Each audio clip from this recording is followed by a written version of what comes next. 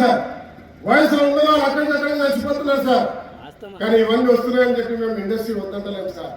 మేము ఇండస్ట్రీ కావాలి, మేము కష్టపడతాం, మేము దేశానికి వెలుగునిస్తాం, రాష్ట్రానికి వెలుగునిస్తాం, బొగ్గు వెలుగునిస్తాం, దేశానికి వెలుగునిస్తాం, యూరియా తయారు చేస్తాం, రైతన్నకు సహకరిస్తాం. కానీ మాకు పొల్యూషన్ కంట్రోల్ చేయాలి, మాకు చెట్లు నాటాలి, మాకు రోడ్ వేయాలి, మాకు వెల్ఫేర్ చేయాలి, మా ఆరోగ్యాలు చూడాలి. అవి మీరు పెట్టే వేల కోట్లలో ఇది ఒక శూన్యం, ఇది ఒక శూన్యం, కేవలం పీనట్స్ సార్. ఇది నిర్లక్ష్యం.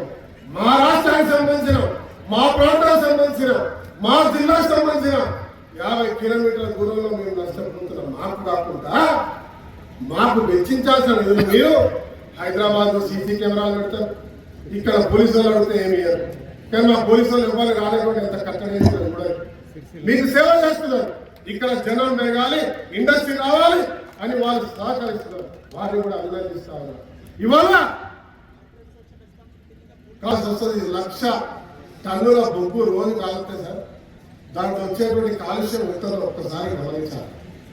దాంట్లో వచ్చేటువంటి కాలుష్యం ఎంత భయంకరంగా ఉంటుందో ఒక్కసారి ఆలోచించాల్సిన అవసరం ఉందన్న విషయాన్ని మీ దృష్టికి తీసుకొస్తూ పొల్యూషన్ కంట్రోల్ బోర్డు అధికారులు, I'm sorry to say this sir, మీరు రబ్బర్ స్టాంప్ తిరుగున్నారు సార్. ఇక్కడ మీరు రబ్బర్ స్టాంప్ తిరుగున్నారు.